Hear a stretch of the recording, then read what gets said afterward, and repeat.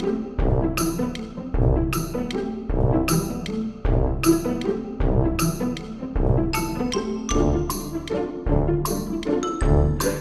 I'm Shawn Douglass, an actor and director in Chicago, Illinois, and also a member of the theater department faculty at Northwestern University.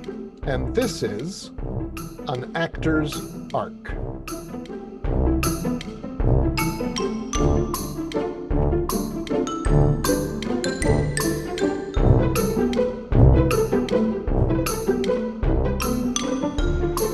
My first guest is Shannon Cochran, who I worked with years ago in a production at the Court Theater here in Chicago, and whose work I have long admired. Hi, Shannon. Welcome. Hi, thank you. It's good to see you You virtually. Too. Hey, listen, you have been a musical theater artist. You've been an actor in plays, in film and TV. You have worked a lot in Chicago, in New York, in Los Angeles, in regional theaters. You've done national tours. But before all that, you started someplace. And I guess one of the things I'm interested in tracing in this series of interviews is just like, where did people start? What was, I'm interested in what the initial impulse, if you know, was for you to be an actor. What do you think that was, and where did it come from? Well, it's so interesting. One of my favorite quotes is that I saw in a casting director's office, believe it or not, many years ago was, "Many roads lead to Rome. It doesn't matter which one you take, as long as you mean to get there and you keep walking." And that just really stuck with me. I have carried that with me my whole life, and it turns out that that's actually true for the actor too. So mine was when I see it in my mind, I feel like I backed into the profession of acting, not intending to make it a profession at all. I went to a liberal arts college, Wake Forest University in North Carolina, intending to be a French and English major and work in the UN. That was all I told myself. But I happened to arrive at Wake Forest the exact same year that a brand new Joe Melzener designed theater had been erected. So suddenly they had a beautiful new facility and a very small department. And so they welcomed anyone who wanted to get involved. And I had done some community theater and thought, why not, And I started going over there little by little. I'd take a little class here and there. And my musical theater sort of training up to that point had been ballet classes and just kind of learning in community theater how to do things. And so I auditioned for plays at the university and was easily cast in them because I had very little competition. And so I thought, hey, this is going great. I'm really enjoying this. And then a strange thing happened to me in my second year of school. The head of the theater department came to me and said, "It looks as though you have a real affinity for this. You have natural abilities, but you need to be trained professionally if you are thinking about going into this as your life's work." And I silently thought to myself, that never crossed my mind, but I was so thrilled that he said that. And then the next thing he said was, if that is the case, you're already a little behind. You should leave here, transfer to a school that can train you properly. And so I was so kind of absorbing the advice of older people at that time that I promptly went home and told my parents, I'm leaving school. I'm going to apply to theater school. I'm going to become an actor. It was that arbitrary. And I think I just needed someone to kind of point me in the right direction. So I did. I sort of by force of will went and auditioned. I had met some kids who were going to the Cincinnati Conservatory of Music, and that sounded fantastic to me. So I thought, well, they'll take me. I went up there and auditioned. They did take me. I do not know why. I think I was dumb enough to just be completely open and available to them. And I had enough natural abilities that they thought, yes, she would be good to have in our department. We can work with her. So I went off to conservatory thinking that musical theater was the avenue I wanted to pursue. And that's how it started. It turns out that wasn't the only avenue I wanted to pursue, but when I got there, I found out what the discipline of becoming an actor in this business was about. And it became very clear to me that I was behind in certain aspects of my training, and that I would need to, once I left school, I would either need to go back to school or go to professional classes to kind of round out the skill set that I had begun developing in college. So that's kind of the beginning. How fortunate that there was someone there to recognize that in you. Absolutely. And I've gotten to tell him that in later years. I said, you're the one who told me to leave school and become an actor. So I either blame you or thank you. Can I ask you something that even goes before that? Because you mentioned that you'd already been doing community theater. And Yeah. what was the impulse for you? Were you a show-offy kid? Did you want to be Yes. noticed? What was going on for you? Yes. I am famous for my neighborhood productions as a child, in which I was often the star and the director, of course. And my parents were very interested in the arts. They were very musical minded. They loved our house was filled with jazz and musical theater LPs, which I played to death. And they took us to theater, university theater, and little theaters uh, to see things. And it seemed like a natural outgrowth that when I got to be in, I guess, probably high school, I I met some people who auditioned for musicals outside of our own school, our own high school, and they said they seemed like fun people. They they were easy with each other. Men and women easily commingled. They seemed to have a good time, and I thought it would be a good home for me. So I met a lot of really nice people, many of whom I'm still in touch with, most of whom are not remotely in the business anymore, doing community theater. And it was that my summers came to be shaped around doing those community theater musicals.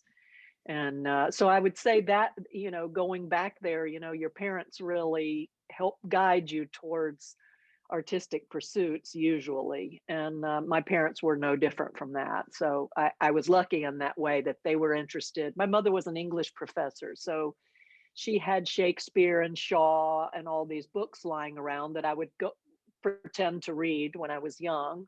And so they definitely left the door open for me to walk through.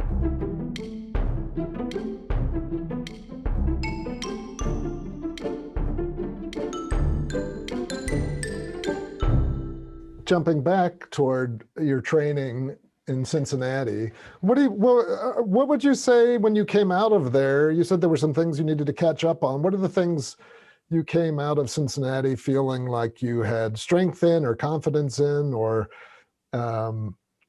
where you felt like, I've got this under my belt and I'm prepared now, at least to start in the profession? Yeah, that's a super complicated set of things because the first thing you need when you come out is a kind of awareness, at least a rudimentary awareness of who you are as a personality. Like, what are you presenting to the world? Hmm. Well, I could say I was tall and thin and had a big smile and big eyes and long legs, and those were good features for musical theater. So that helped me because I was always getting attention because I didn't look like the shorter, smaller people.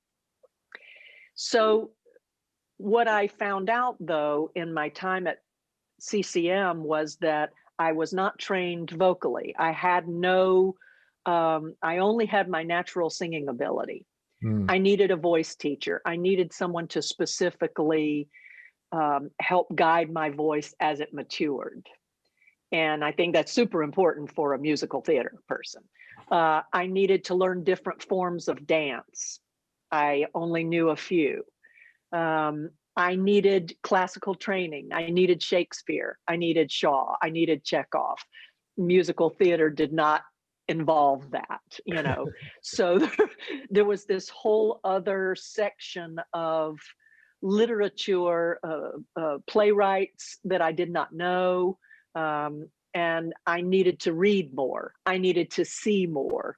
And when I talk to students, to younger people now, the first thing I say is see everything you can, see every type of theater you can. Mm. That begins your real education into who you're going to be as an adult artist. Do you remember anything that you left school thinking, oh, I know this about that now that I didn't know before, or is that too far away to think about? I think what I came to appreciate in school was that musical theater, Shakespeare, maybe restoration or other kinds of period pieces have a connecting thread. They all require a certain height, a certain heightened work. And by that, I mean, they all require a love and exploration of the language. And you would think that musicals wouldn't offer you that. But in point of fact, they offer you more because they're so spare. They're really just bridges to get from song to song. So that means the dialogue that gets you from this song to that song becomes even more important. And school began to show me a way of exploring language, even in its most basic form.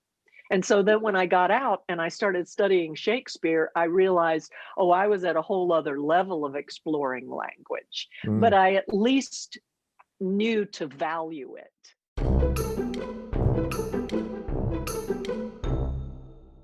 I think my entire life has been a search for mentors. And those mentors don't have to be older, but they have to have something that you want. You want to gain, you want to learn. Sometimes it's professional mentorship, sometimes it's teaching just skills. Sometimes it's people who kind of guide you to through the process of making this a marathon instead of a sprint, because the whole goal of being in this business is to see it all the way through to the end. And that means having to change your plans repeatedly, you know, as you know. Good. Well, we'll get to that as we go Yeah. through here. So as you started out now in the business, and did you start primarily as a music theater artist or actor? I did. What I discovered in my years at the conservatory was that I did not want to be a musical theater artist solely. I enjoyed it, but I knew that to compete in musical theater, New York, regionals, anywhere, requires a very high level of dedication to voice, to movement. And these things mean that sometimes to the exclusion of other pursuit. I wanted to do roles. I wanted to find out who I was as an actor. So when I left, I didn't go to New York, as is often the case. I auditioned in small regional theaters around mostly the Southeast and East Coast. And at that time, there were a lot more companies in existence. And they would often hire non-union, 1 or 2 non-union people to be part of their company for the year.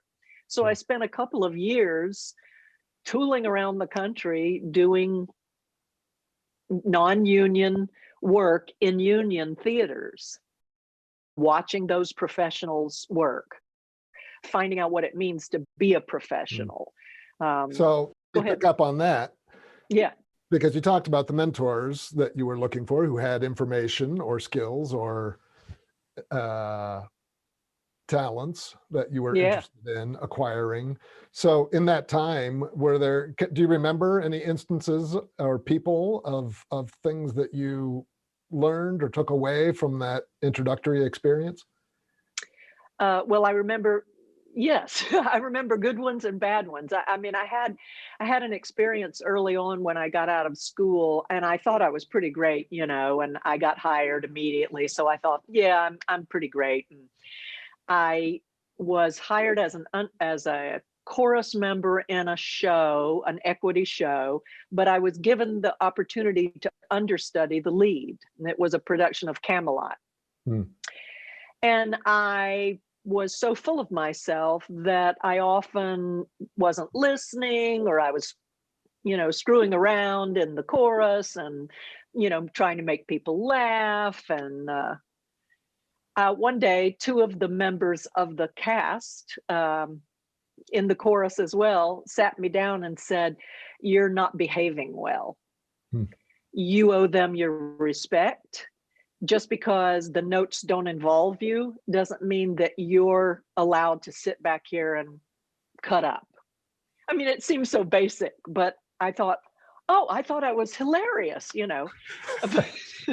but I understood then that there was this sort of structure that was put there, and you did need to respect it.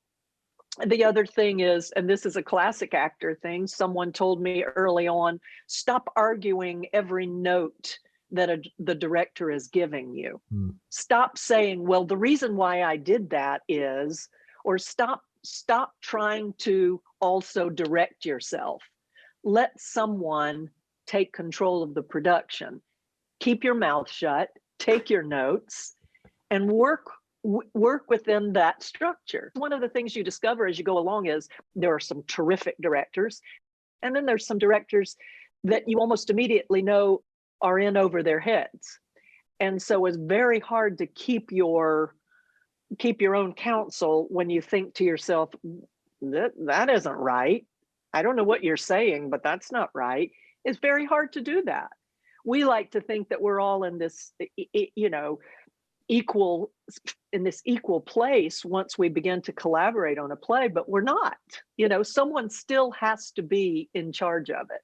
And you have to, as the actor, kind of sublimate your desire to make it better for everybody,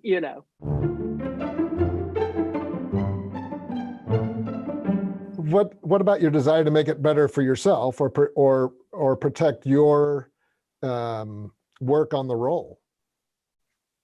I think what I've learned is that you owe the director an opportunity to see what he sees and he or she sees or hears in his mind, or what he has visualized for the production. You owe that person an attempt to show them that. And you begin to create relationships that allow you to discuss and bring your own ideas to the table without, subverting someone else's ideas. You begin, the process of collaboration is a life learning process. How do I talk to other actors? How do I approach my director and ask for one of my ideas to be tried? How do I collaborate? That's a huge life lesson. That I think we're a follow-up question about that. So how do you, if you have a question about your work or your role, I can remember a time when I would ask those questions publicly sometimes and inappropriately. And Yeah, so, yeah. do you approach a director individually, privately, and how do you broach the maybe a different interpretation of how you're seeing the role? I think, you take these things on a case by case basis. So one of your jobs as a professional is to kind of ascertain what that other person is comfortable with. Even the teacher likes an apple, So you kind of have to figure out how not to step on their toes.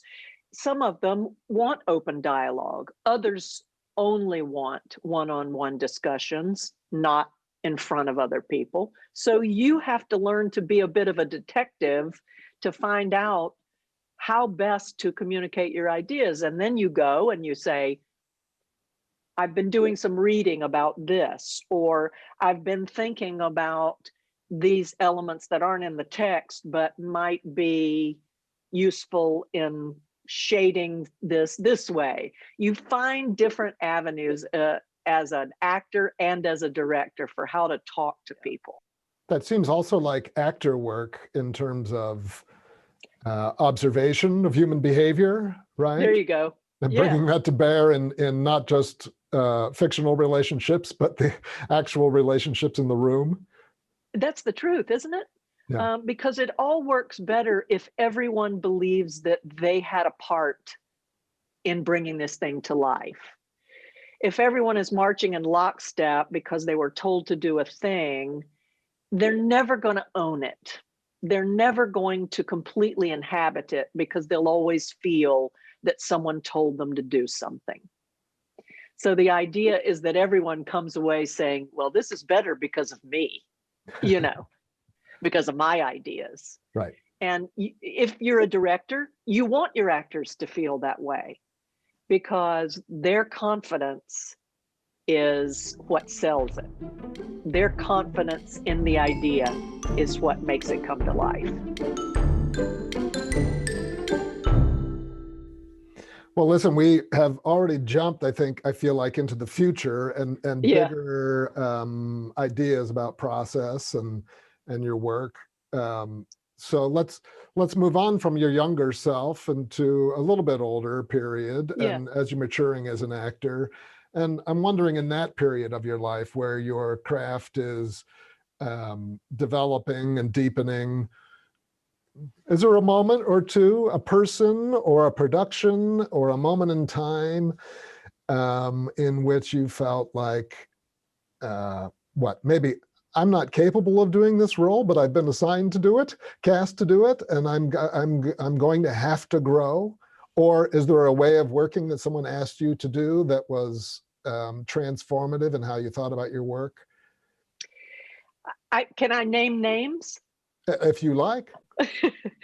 I have a really specific memory of I've done three, I think three productions of Tracy Letts. And one of them was a role that I created in a show called Bug. And we first premiered that show in London. He was just getting his feet wet as a playwright, and nobody was clamoring to do his work. He had some relationships with some people in London. They invited him to come over and premiere his work. And so he paid each of us $2.40 to go over in this wild experiment to do this play.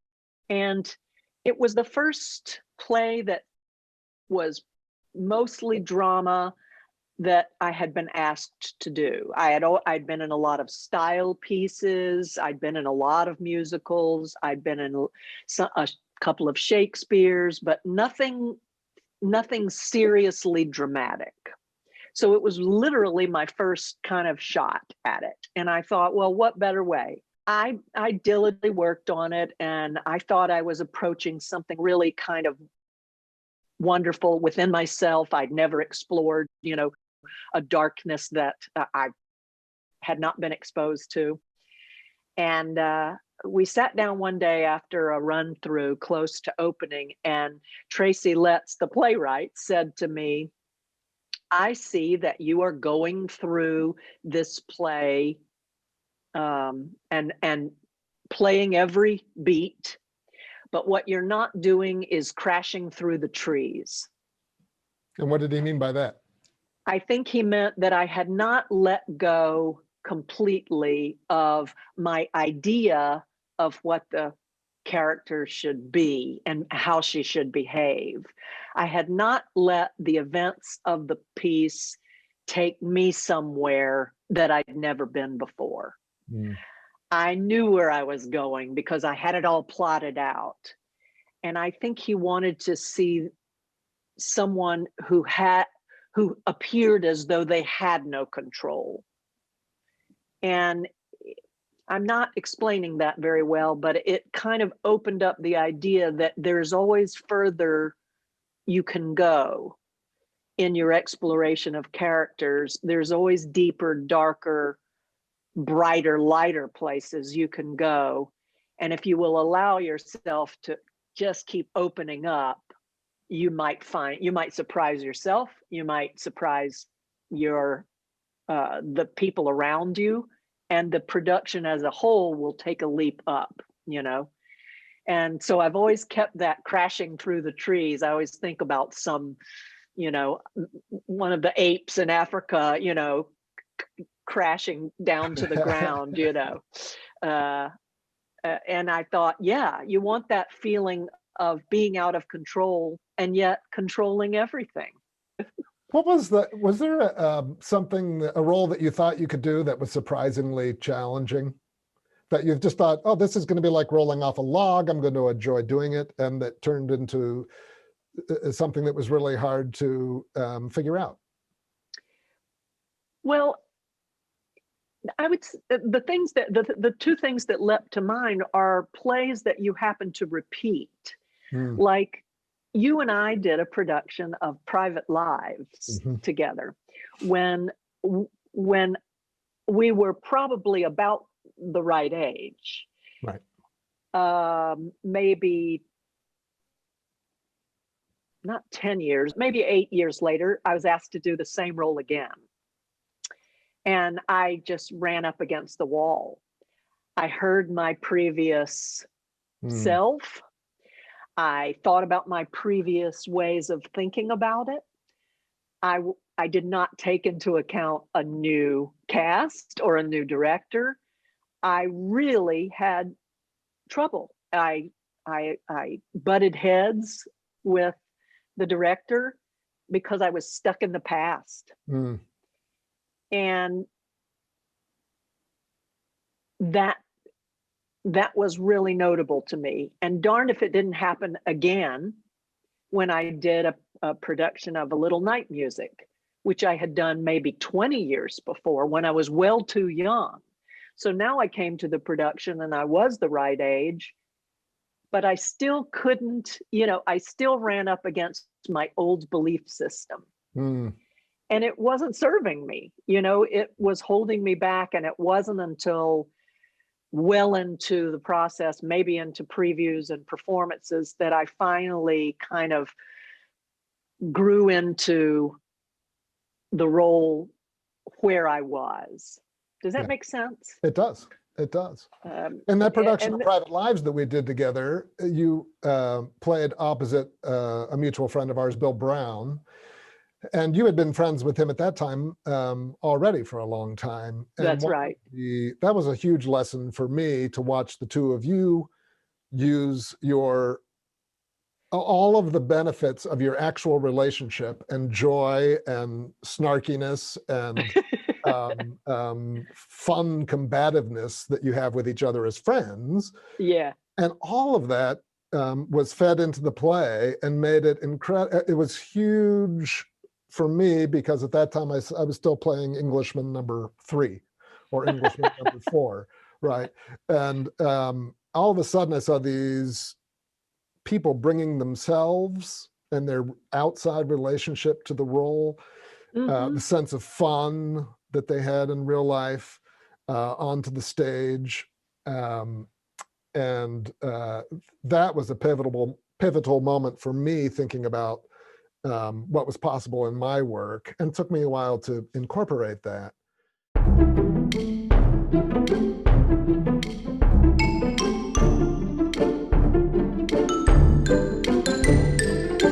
I'm wondering if there's any in your life, whether events in your life, whether people in your life, experiences, relationships, loss of relationships, um, how any of that has you found has fed your work.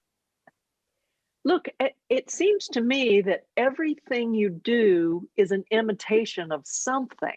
I mean, all your acting is somehow a callback to something you've seen or something you've been through or a person you know. Everything, there is nothing new, right? I don't think. So everything is coming from your memory and your experience. I can think of a time in my life where the experiences that I drew from were experiences that had been modeled for me in another play, or that I had witnessed in other people's relationships, but I hadn't accumulated enough of them myself. Yes. I didn't Yeah. have a lot of drama in my life. It wasn't until I began to have some pain in my life, some joys, some accomplishments, some failures, that all of a sudden, when I was inhabiting those experiences on stage, uh, that recall was different than the other kind of recall that I was doing before. Were you specifically thinking? I mean, this is what I guess we call in acting parlance substitution. Have you specifically called on life experiences? I mean, actual life experiences. Yeah, no, I don't think so. I just knew what the experience was in a way I didn't before. Yeah. And so it was available to me. No, I think sometimes actors get confused thinking, well, I had to have gone through an abortion in order to know what that's like. No, you've read, you've seen, you've witnessed, sometimes you don't even know where that's coming from. Yeah, Does that make sense? Yeah. it does. It does. Nor is there one response to an event like that, right? Right. That you as an individual and the character is written specifically as well, right? And aren't the best actors cataloging, not maybe consciously, but cataloging all kinds of responses, all kinds of images and ideas that connect to a single word or a single event? And they're pulling from a vast store, and the best actors are the ones that are pulling from a store that you and I have never been into, you know. Right. Um, and that comes from their imaginations being able to hold up a lot of different ideas at the same time and pull from any number of them. And also having the ability and willingness to share it in a public way. Yeah. Yeah. Yeah. Right. I mean, what is it that makes you open enough of a person to to say, I will show you everything if I need to on stage in front of people? What is it? What is the impulse that makes a person willing to be so naked in front of other people? That's the real mystery. Well, if we had to unravel that mystery, if we had to tug at the thread, Yeah. do you have an, an idea of what that might be for you? What that impulse is? That people have a need to gather and watch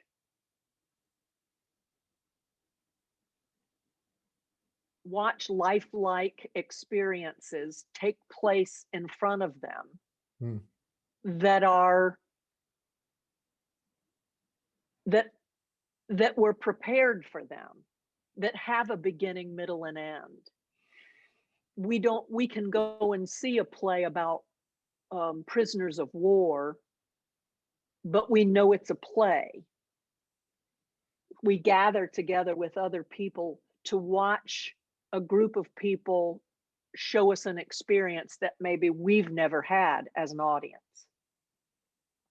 Something that reflects life on this planet back to us. Mm. I think people want that. That's how we learn. That's how we become higher beings. And it ultimately comes down to empathy, doesn't it? Which is Yeah. a word that we, has been on the lips of a lot of people of late. Where is the empathy? And empathy for me is, can I guess what that person's experience was like and try and capture it Mm. and reflect it back to them? It makes acting sound like a very high calling. It does, doesn't it? Very noble. But I think you sidestepped my original question, or maybe I wasn't clear. Probably. What was it? Which is, I'm interested in what the impulse for you in telling those stories, in sharing your voice, body experience with other people. Do you have any idea, or do you not want to think about what drives you to do that, or what compels you to? I don't have a great answer. I go back to this word empathy. I'd like to think that my work in life and on stage is to become more and more empathetic. And my probably initial impulse and the thing to do this as a profession probably had to do more with the excitement of stepping into another person's set of circumstances.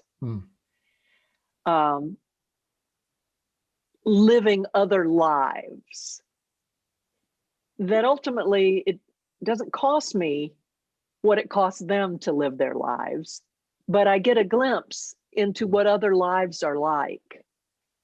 And I think that's why we gather to see those people, because we too want to see what other lives are like. But the actor wants to experience those other lives. I want to know what it's like to play a queen and a chorus girl and an angry mother and a scorned lover. I want to know what that's like, and acting allows you to do that and not get it on yourself permanently. So that's great. So it's empathy in two ways, right? Yeah. So the audience getting to empathize with what you have created and presented, and you enlarging your own sense of empathy through the process of doing the work. I think so. I mean, that's as close as I could come right now. I miss that back and forth. This is why, as we go into talking about film and television, I've never had that same kind of satisfaction. The technical aspect of it is interesting to me, but there is never that sense that someone's catching the ball. Mm-hmm. You never know how it's being received or understood, and that has always kind of grated on my nerves. Nor do you have any control over the delivery of it, right? That's right. Those things become editors' jobs. I feel like I remember you talking to me at one point some years ago about what were the transferable skills to the theater that you had picked up from those mediums. And can you talk about that at all? The number one is stillness. And I've struggled with it my whole life on stage, worried that I wasn't communicating as well as I could, so needing to gesture more, to move more, to take up more space. And it turns out after years of teaching and then also doing television and film that we really just want to see somebody stand there and communicate. We like to think about all the ways to make it complicated, but in point of fact, the simpler way is the better way. And film and television kind of puts you in that place of stillness and asks that you just speak directly and mean what you say, you know? Hmm. So I would say, if anything, when I'm working with younger actors, I realize that that is just a product of youth and energy and desire to show everything, show your work, as the Hmm. teachers used to say. And that's not necessary, we get it. We get it. We have to give people credit for understanding us. It's a tendency for us to say, I'm not enough. I'm not interesting enough. But you are. There's never been anyone like you. So your Stanley Kowalski will not be like anyone that's ever walked across those boards, But film and television does ask, I think, for you to stay a little bit closer to home, the essence of who you are. They don't, come and ask you. I mean, with a fair amount of exceptions, most television and film asks you to basically bring the essence of who you are. So this career, this lifelong process we have is finding out who we are, finding out what's important to us. And it sounds from what we said earlier that you have found out that for yourself, both in acting and in life, this sense of empathy, right? The journey toward that. Yeah. I want to finish with a little silly thing. This is my version of Inside the Actors Studio here. Oh. I'm calling it 3-2-1. I'd love for you to just name 3 actors, and it doesn't have to be people that anybody but you knows. 3 actors whose work you admire and a quick reason why. I'll start with Deanna Dunnigan.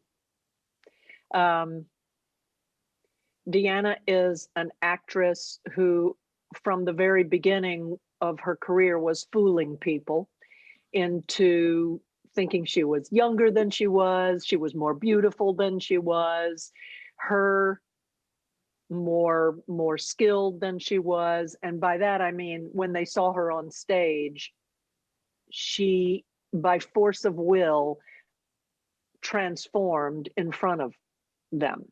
She has been so many things. We don't think of a lot of actors anymore as being chameleons, but she really is. I've seen her play highborn and lowborn. I've seen her play, intellectual and, intellectually deficient. She has found a way to slip inside of her characters and thoroughly convince me that that's who she is. Great. That's the first one.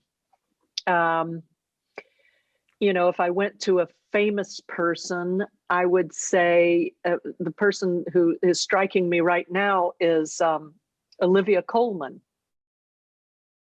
And I have watched her throughout the years as she has matured, take on all manner of jobs and seem to put the visual in somebody else's hands.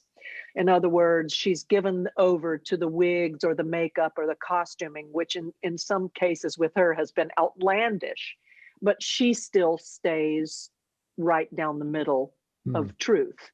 She's not ever giving me a big character. She's always giving me something true, direct, central, which I think is pretty admirable. And I don't know why this came to my head, but Patrick Stewart is, and I admire him for a kind of total artist, as a total artist. One of my first jobs in Hollywood was an episode of Star Trek. And it was one of the last, maybe the penultimate episode of The Next Generation. So they had been doing it for a while, and Patrick had directed many episodes, and he happened to be directing my episode. But he was also in my episode. And he had brought over a friend of his from Stratford to also be in the episode. And he had, there was a guy kind of equal to me in the episode. And we were all sort of in similar power positions in this episode. And Patrick Stewart gathered us around and spoke to us as though we were all equal, and asked us for our ideas, which he probably didn't use, but I don't remember that. All I remember is the sense of empowerment he made me feel in being a part of a machine that was already working really, really well. He didn't need my input, but he asked for it anyway. And I thought to myself at the time, that's the kind of collaborator I want to be. I want to make everyone feel important in the room. And I'll never forget that. And when I go back and look at the episode, I think how present he is in the work, and yet he had his eye on every other aspect of that work. And that's about as good as it gets in my mind. So those are off the top of my head. They wouldn't be my top three maybe, but right now those are three people I'm thinking of. That's fantastic. Okay. So 2 is a little odd. I'm calling it tricks or treats.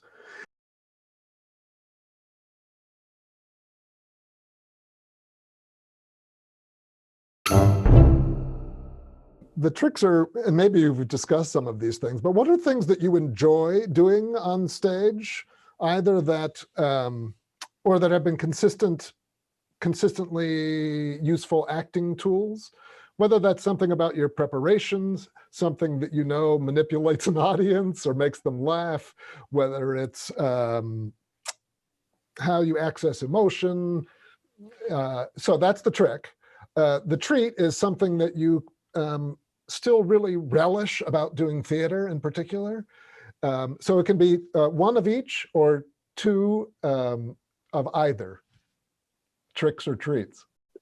The trick is to get cast in a comedy and find out by accident that something you do is funny, and be able to repeat the finding out over and over again. Not to play the funny thing, but to find out that something is funny repeatedly, night after night after night, is one of the greatest joys ever, you know. That's a treat. Oh, it is a treat. Oh, you told me I could do 2 of. You can do because I was going to say treats. The other treat is actually I just enjoy the hour and a half before curtain. I like all the rituals of it. I like the warm up. I like the putting on of makeup and hair and costumes and leaving the world behind and moving into another world. That's one of my favorite treats. That's a great one. What's the trick? Ask the trick one again. What's the trick? Well, the tricks I was thinking of as something, a useful tool that you've found consistent, that might be considered a trick from an audience standpoint, right? I remember you telling me a great trick, which was, which I have taught to many students and have employed myself. And that was very simple. It goes back to your idea of stillness that we were talking about. Yeah. And that you should be in a sense of stillness more often than not when someone else is talking on stage, right? And you're giving that person the focus, even if it's relative stillness. But that if someone has been talking for a long time on the opposite side of the stage, and all of a sudden it's your time to talk, that you initiate physically before you initiate vocally. Oh, nice. And it helps it brings the audience to you before you speak, right? Yes. And so they don't miss the beginning of what's happening. And I think it's a great technical trick, but one that I think is really valuable. Yeah. Yeah. Oh, that's good. That's good. I'm going to remember that all over again.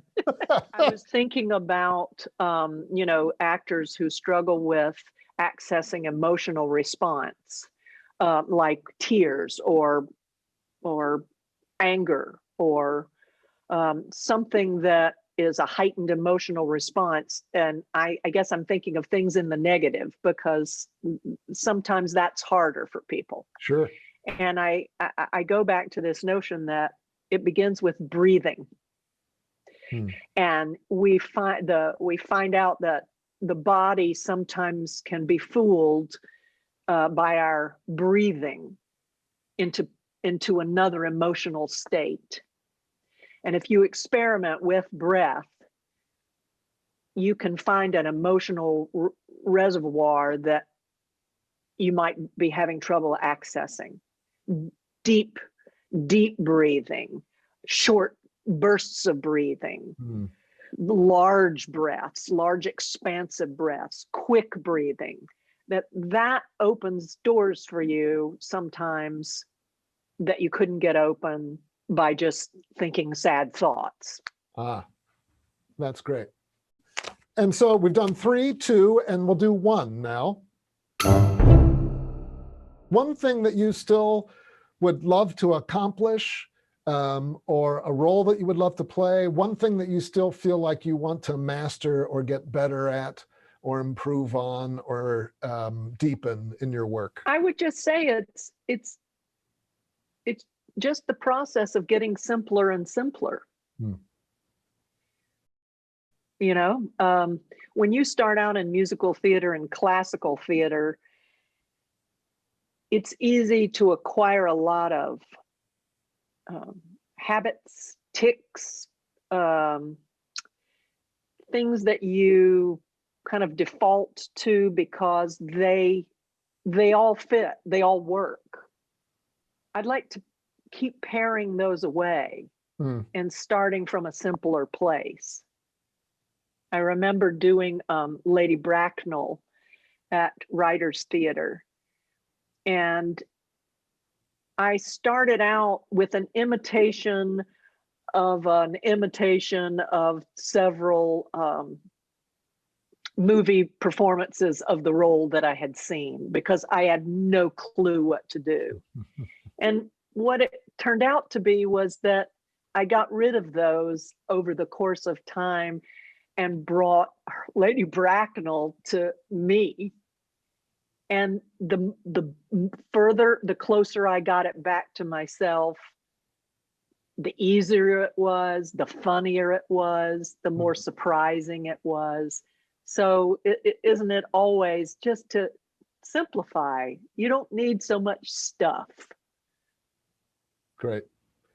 One final question. Is there anything that you would advise your younger self just starting out, leaving Cincinnati, heading out into the world? Not to take things personally. Not that rejection is going to come in droves. For the rest of your life, you will be told no a lot more than you'll be told yes, but it's not personal.